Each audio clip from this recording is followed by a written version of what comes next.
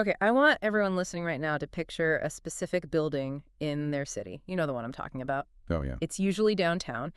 It has the tallest columns, the coldest marble floors, and the most intimidating security guards standing by the door. It's the bank. The cathedral of capitalism. Exactly. It is designed from the ground up to make you feel small. And inside that cathedral, a deal is taking place.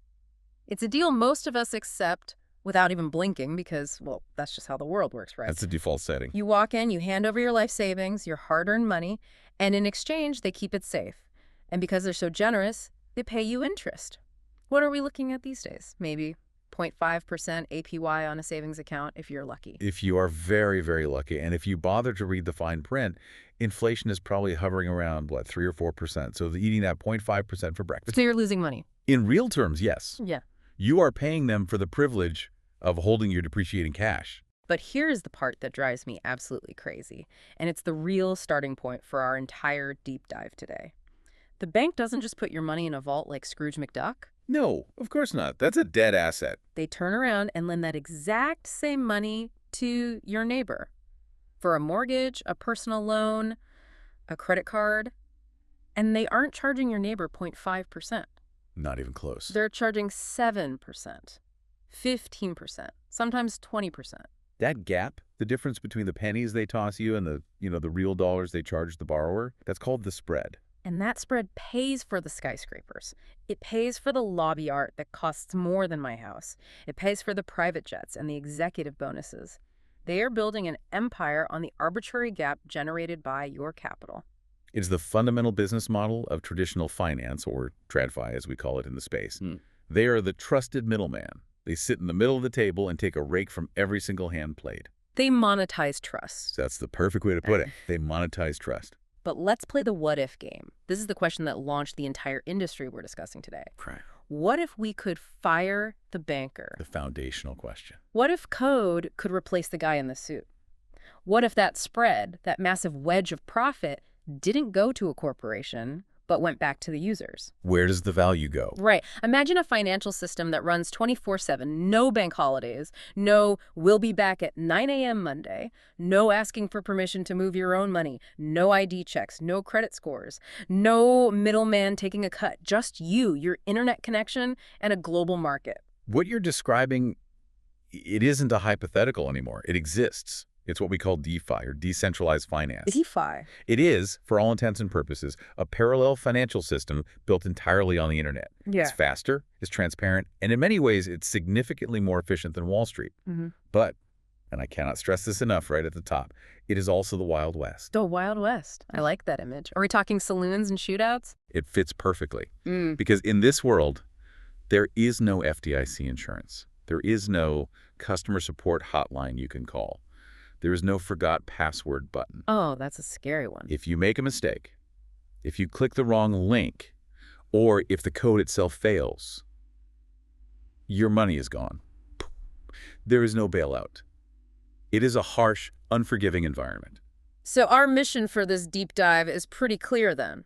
We want to learn how to be your own bank without accidentally bankrupting ourselves in the process. A very important caveat. We've gone through a whole stack of guides, white papers, and technical breakdowns to really understand what people call the DeFi stack. Right. We're going to build it from the ground up. We'll talk about the money itself, what we call stablecoins. Yeah. Then the trading floor, the DEXs, the loan office lending protocols.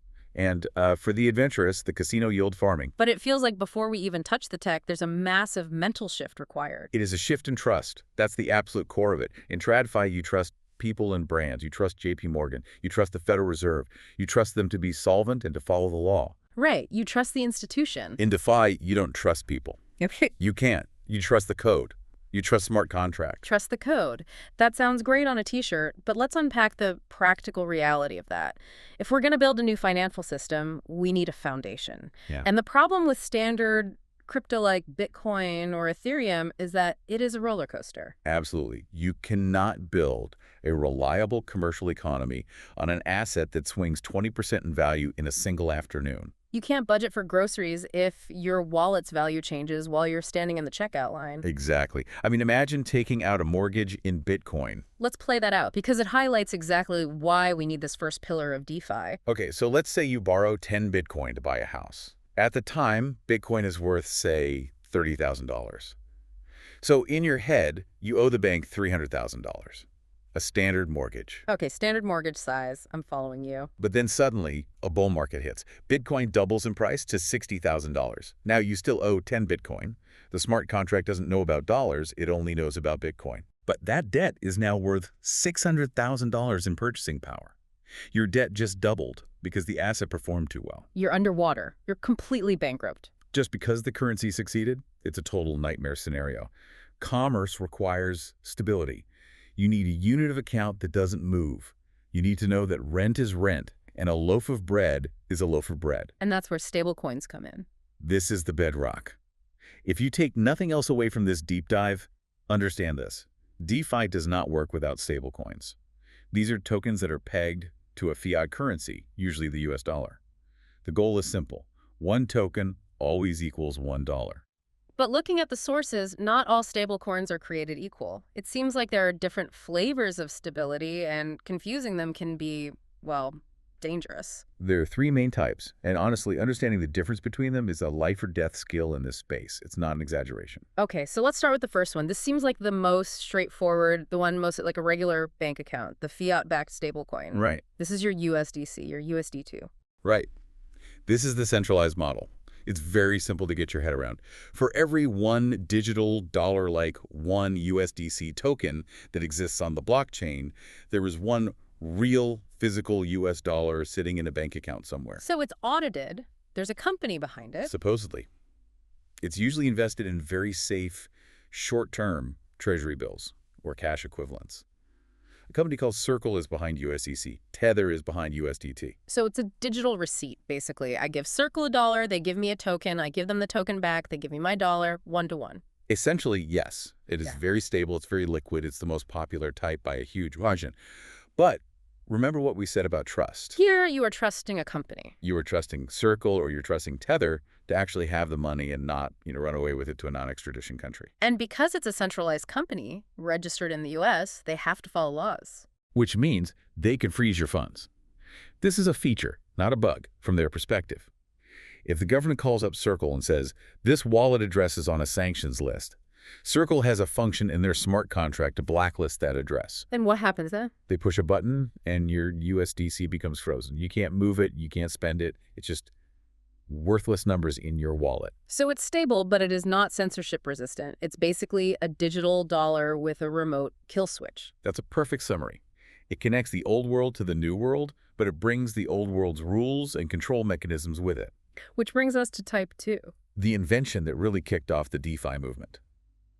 The crypto-backed decentralized stablecoin. The big example here, the original, is DAI from maker DAO. DAI. Okay, this is where it gets really interesting mechanically. This uses something called over-collateralization. That's a mouthful. Break that down for us. Okay, in the fiat model, you put in $1 to get $1, one-to-one. Simple. In the crypto-backed model, you are using volatile assets like Ethereum to create a stable asset. To do that safely, you have to lock up more value than you borrow. Okay, give me the math. Let's say you want $100 worth of DAI. Mm-hmm. You can't just put in $100 of Ethereum, because if Ethereum drops in price even 1%, the system is insolvent. Right, it's underwater. There's less backing the token than the token is worth. So the protocol requires a buffer, a safety margin. You might have to lock up $150 worth of Ethereum into a smart contract vault to be able to mint that $100 of DAI. So you have a $50 safety buffer, a 150% collateralization ratio. Exactly. And the smart contract watches that buffer like a hawk. It is checking the price of Ethereum on every single block every 12 seconds. If the price starts crashing and the value of your collateral drops too close to the value of your debt. It doesn't call you to ask for more money. A margin call. No.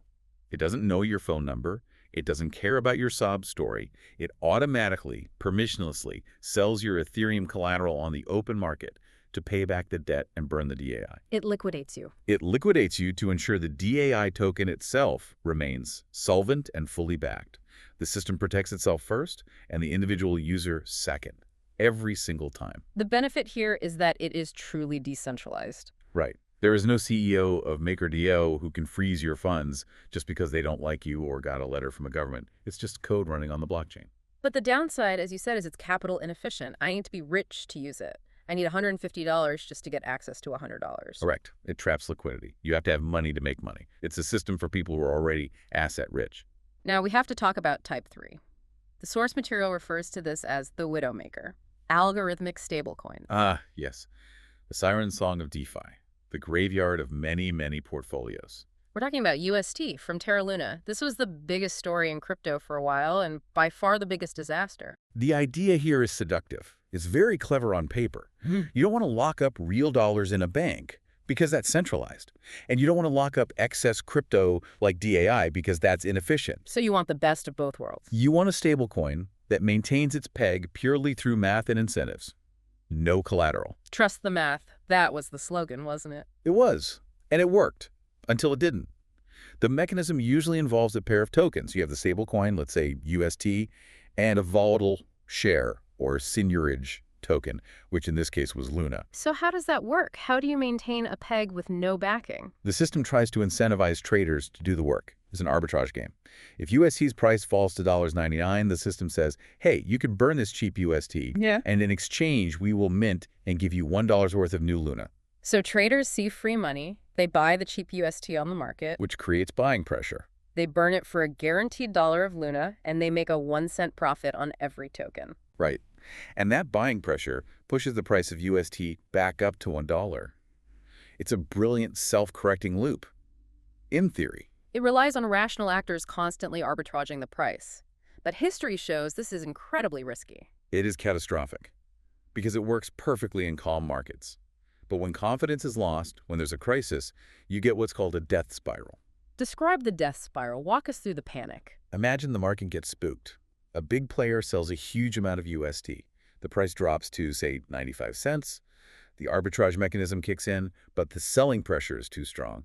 People start to panic. They think this thing might not come back to $1. So everyone rushes for the exit at the same time. Everyone. They're all selling UST. To get out, they are minting billions and billions of Luna tokens through that arbitrage mechanism. The supply of Luna explodes from millions to billions to trillions in a matter of hours. And when supply goes up that much, the price of Luna crashes to zero. So now the backing for the stablecoin, this promise of getting $1 worth of Luna, is worthless. The mechanism fails completely, the stablecoin goes to zero.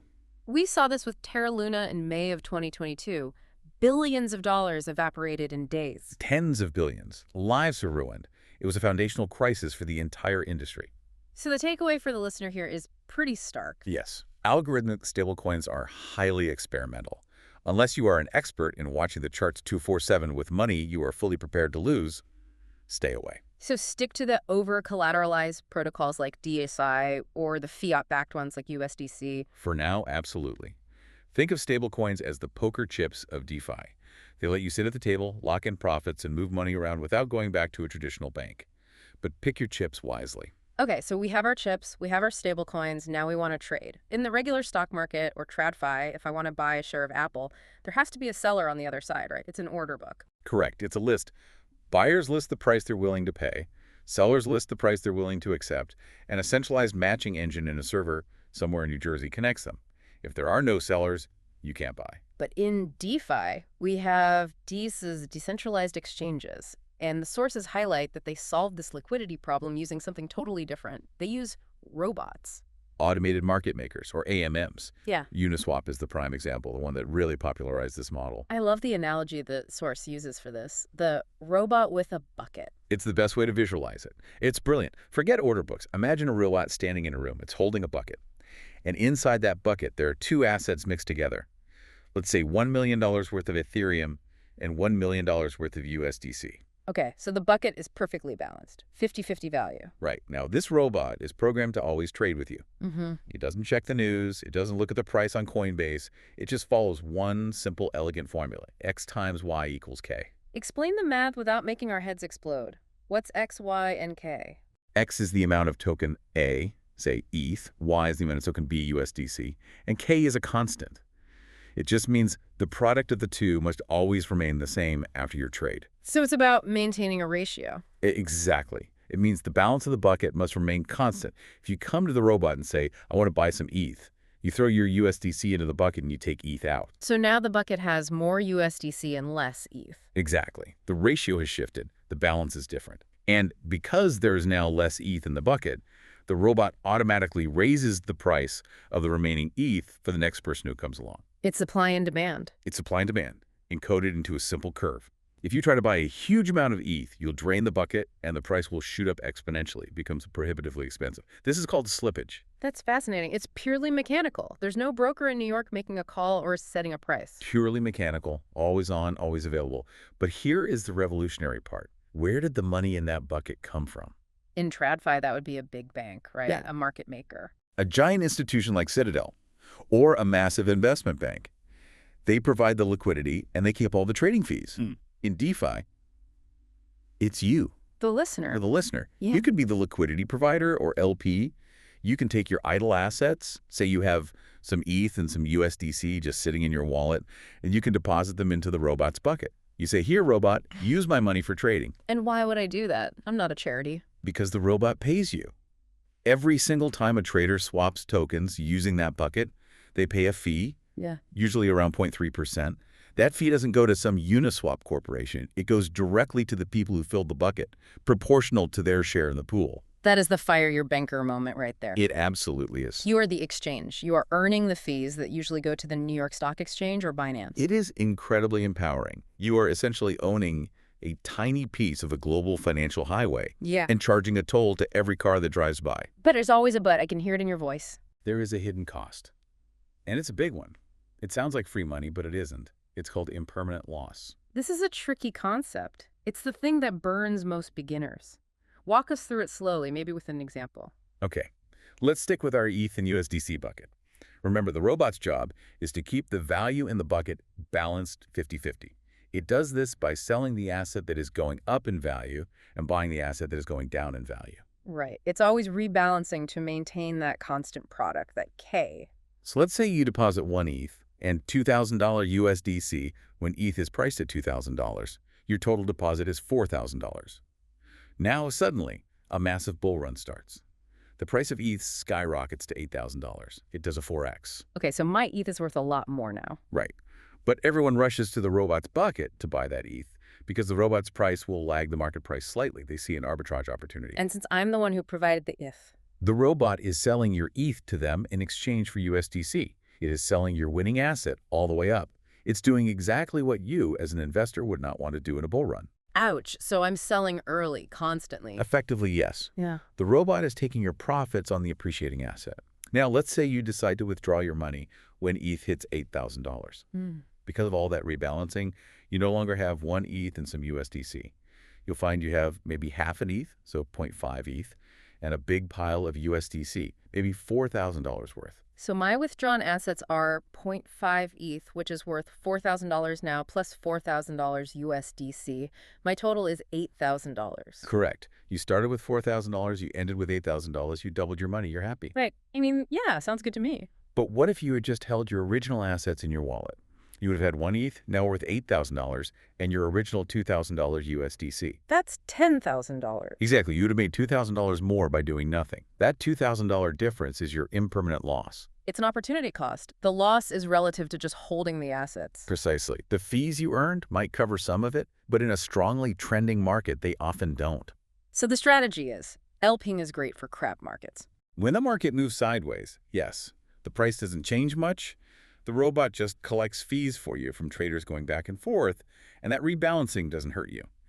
But in a massive bull run or a massive crash, you are often better off just holding. So don't just blindly throw money in a liquidity pool. You have to have a view on the market. Exactly. Being a market maker is a professional activity. In DeFi, anyone can do it, but that doesn't mean everyone should. Okay, so we've got trading covered. Now let's talk about the other big function of a bank. Lending and borrowing. The decentralized pawn shop. The decentralized pawn shop. I like that. We're talking about protocols like Alav and Compound. Now, the lender side is pretty intuitive. I have 10 ETH. I don't want to sell it because I think it's going up, so I deposit it to earn interest. Simple. Very similar to a savings account. The rates are usually determined by supply and demand in real time, updated every block. If everyone wants to borrow USDC, the interest rate for supplying USDC goes way up to incentivize more deposits. But the borrower side, this is where I always get stuck. Why would I borrow money if I already have money? Because remember, we established you have to over-collateralize. If I have $10,000 worth of Bitcoin, why would I lock it up just to borrow $5,000 in cash? Why not just sell $5,000 of the Bitcoin? That is the most common question, and it's a great one. It basically boils down to two core reasons: leverage and cash flow. Let's talk cash flow first. This feels like the more responsible reason. It is. Imagine you are a long-term believer in Bitcoin. You think it's going to $100,000. Selling it is the last thing you want to do. But today, right now, you need to pay rent, or your car breaks down. You have a short-term liquidity problem. Okay. You don't want to sell that Bitcoin because A, you'll miss out on all that future upside you believe in, and B, selling is a taxable event. You'd have to pay capital gains tax on any profit. The classic buy, borrow, die strategy that the super rich use with their stock portfolios. It's the exact same principle, just democratized. You deposit the BTC to a protocol like Abiva, you borrow USDC against it, and you pay your rent. You still own the Bitcoin. If it goes up, you capture that wealth. And in many jurisdictions, taking on debt isn't taxed. It's a loan, not income. And then later, when you have cash income from your job, you can pay back the USDC loan and unlock your full stack of Bitcoin. Right. It's about managing your cash flow without sacrificing your long-term investment position. Okay, that makes sense. Now, what's the second reason? Leverage. This is the degen play. Degen, short for degenerate gambler. It's a term of endearment in crypto, mostly. Here's the play. You deposit $1,000 of ETH into Abiva. You borrow, say, $500 of USDC against it. Then you take that $500 USDC and you go straight to Uniswap and buy more ETH. Ooh, so now I have my original $1,000 of ETH as collateral, plus another $500 of ETH I just bought. I have $1,500 worth of exposure to ETH's price, but I only started with $1,000 of my own capital. Exactly. You are 1.5x leveraged. If ETH goes up 10%, you don't make $100, you make $150. You can even loop this. Deposit the new ETH you just bought, borrow more USDC against it, buy even more ETH. You can spiral this up to very dangerous levels. But this brings us to one of the most frightening concepts in the source material, the code collector. The liquidation. We talked about this with the DAI stablecoin, but it applies here just as forcefully. If I borrow that $5,000 against my $10,000 of Bitcoin. That's a 50% loan-to-value ratio, or LTV. It's pretty healthy. You have a good buffer. But crypto is volatile. Let's say Bitcoin has a bad night and crashes by 40%. My collateral is shrinking rapidly. Your collateral is now only worth $6,000, but you still owe $5,000 plus interest. The protocol gets nervous. The math in the smart contract says this person's health factor is dropping. If Bitcoin drops another 20%, we are going to be losing money. In the real world, the bank calls you. They send a stern letter. They give you 30 days. They negotiate a payment plan. In DeFi, the code shoots first. There's no negotiation. There is no grace period. The moment that math crosses the predetermined liquidation threshold, the protocol automatically offers your collateral up for sale to a liquidator at a discount. Who is a liquidator? Another robot. Usually a bot, yes. Yeah. A sophisticated piece of software that is constantly scanning the blockchain for underwater loans. It sees your loan is now risky, it instantly pays off your $5,000 debt for you, and in return, it gets to claim your Bitcoin collateral, plus a hefty penalty fee. So I'm wiped out. You're left with zero collateral. You keep the cash you borrowed, but you lose the asset you put up, and you get hit with a liquidation penalty on top of it all. As the source says, and it's a great line, in DeFi, the code is the debt collector. That's ruthless. It has to be. That's how the system stays solvent and afloat without relying on humans to check credit scores or make collection calls. So the lesson is, don't borrow more than you can afford to lose track of. Keep your LTV low. If the maximum LTV the protocol allows is 80%, you should probably stay at 40%. Don't get greedy. If you sleep for 8 hours a night, that's 8 hours where the market can move against you and destroy your position without you even knowing. Okay, we've built the bank. We've got stablecoins, we've got trading, we've got lending. But then in 2020, something happened that turned DeFi from a niche financial experiment into an absolute casino. DeFi summer. The rise of yield farming. Just the name sounds lucrative. Farming yields. It was essentially rocket fuel for the entire industry. Here's the logic. You're a new protocol. Let's call it food coin finance. You need people to put money into your bucket, right? You need liquidity to get started. Right. Empty buckets on a DEX are useless. But why would people trust a brand new protocol? Why would they move their money from a trusted, battle-tested platform like Uniswap over to your new food coin? You have to incentivize them. You have to bribe them. You say, if you deposit your money with us, we will pay you the standard interest from trading fees. Play OSS, we will print our own governance token, the food coin token, and give it to you for free every single day. So I'm getting the normal interest on my money, plus this bonus token just for showing up and providing liquidity. And in the height of the bull run, the math was just insane. You get, say, 5% natural interest from trading fees, plus 100% APR in these bonus tokens. You were literally doubling your money in a year, assuming the token price held up. But that's the catch, isn't it? Assuming the price holds up. It's the massive, massive catch. It's a game of musical chairs. Describe the cycle for me. So these farmers, basically mercenary capital, they rush in to get the high yield. Right. The TVL, or total value locked in the protocol, explodes. The graph goes up and to the right. It looks amazing on Twitter. But what do these farmers do with those free food coins they earn every day? Right. Do they hold them because they believe in the project? No, of course not. They sell them immediately. They sell them instantly to lock in their profit. They dump them on the market. This creates massive constant selling pressure. The price of the food coin token inevitably starts to crash. And when the price of the bonus token crashes? The APY drops. The yield isn't 100% anymore. Now it's only 10%. So the mercenary farmers, seeing the yields are gone, pull all their liquidity and leave for the next new shiny farm that's offering 1,000% APY. The protocol is left empty. It dies. So if you're early... You make insane, life-changing money. And if you're late... You are the exit liquidity. You are the person left holding the bag of worthless tokens as the price goes to zero. It sounds a lot like a Ponzi scheme. It has Ponzi-nomics, for sure. It relies on a constant inflow of new entrants to sustain the token's value. But the source material does mention an interesting shift happening now. The market is maturing. We are slowly moving away from this emission yield model. Toward something called real yield. Exactly. Real yield means getting paid in hard assets, like ETH or USDC generated from actual protocol revenue, like trading fees or lending interest, not just from printing magic internet money out of thin air. Which sounds a lot more like a real business, with PE ratios and actual revenue. It's boring, but it's sustainable.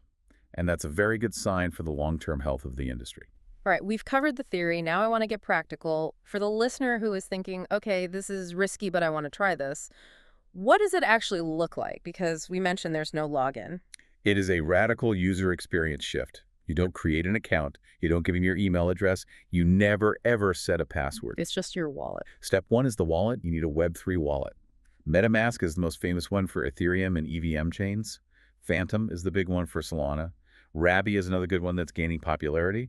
This wallet is a browser extension that creates and holds your private keys. It is your identity in this world. And crucially, you need gas. Yes. This is another hurdle that trips up beginners. You can't do anything on a blockchain without paying a network fee to the miners or validators who secure the network. So if you are on the Ethereum network, you need some ETH in your wallet to pay for gas. If you have $1 million of USDC but 0 ETH, you are stuck. You can't even move your money out. So I have my wallet set up. I've written down my secret seed phrase on paper and hidden it. I have some ETH for gas. Now I want to go to a website, let's say Uniswap. Wait, how did you get to the website? I Googled it, Uniswap. Stop. Do not do that. Never, ever. Google the name of a DeFi protocol and click the first link. Why? Because scammers buy ads on Google. The top link, the sponsored one, might look exactly like Uniswap. Same logo, same colors, same font. But the URL will be uniswap.com with 2 Ps or something subtle like that. Right. If you connect your wallet to that fake site, they will drain everything you own. Okay, that is genuinely terrifying. It is the most common and effective hack in the space. So what's the safe way? Always use trusted aggregators like Coinbecco or Diffalama. Find the coin or protocol on there and they will have a link to the official verified website.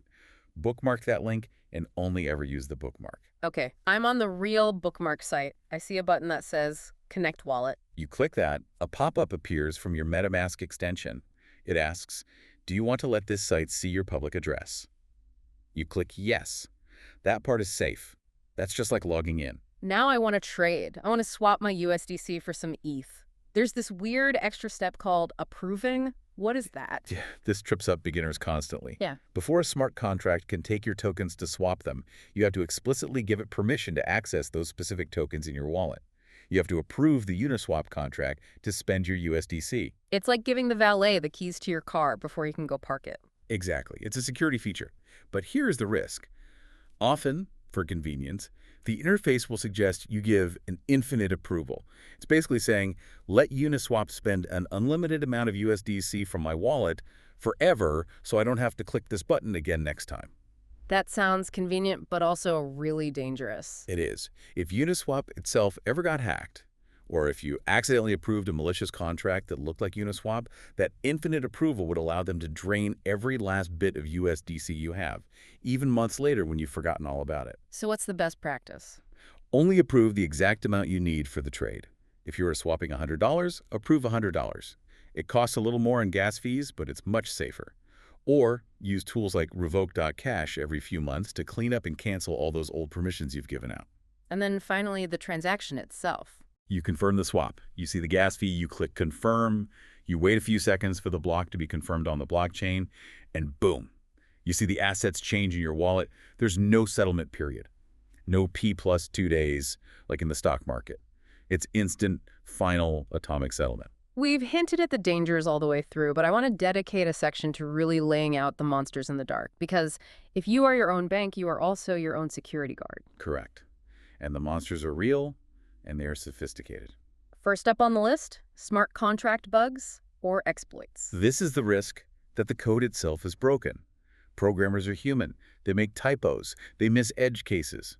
In 2021, we saw protocols get hacked for hundreds of millions of dollars because of a single misplaced character or a logical flaw in the code. And if that happens, the money's just gone. The vault is drained. And unlike a bank robbery, there is no way to reverse the transaction. The blockchain is immutable. The money is gone forever. So how do we defend against that? We can't all read code. You stick to the blue chips. Protocols like Alav, Uniswap, MakerDAO, they have been battle-tested for years. They hold billions of dollars, so they have a massive incentive to be secure. They've been audited by multiple top-tier security firms. Avoid the new, shiny fork of a project that launched yesterday by an anonymous developer. Monster number 2, rug pulls. This is the inside job. So this isn't a bug in the code. This is malicious intent. Right. The developer is the monster.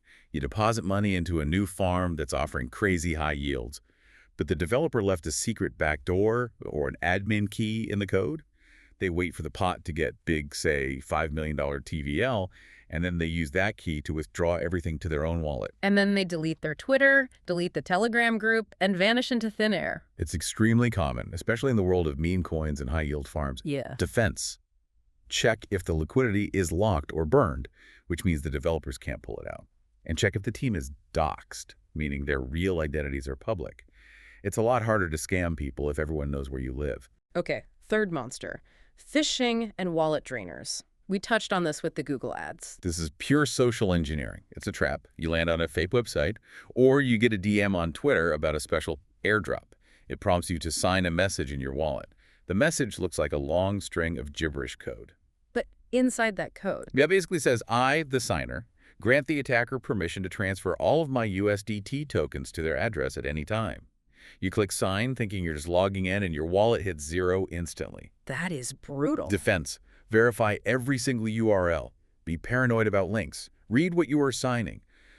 Modern wallets are getting better at translating that gibberish code into plain English warnings like, warning, you are giving unlimited access to your funds. And ideally, use a hardware wallet. A hardware wallet like a Ledger or a Trezor, a little USB device. Yes. It's a physical device that requires you to press physical buttons on it to approve any transaction. It keeps your private keys completely offline, away from your internet-connected computer. It makes it much, much harder to blindly click confirm on something malicious. And the last big monster we mention, depegging. The risk that your stable dollar isn't actually stable.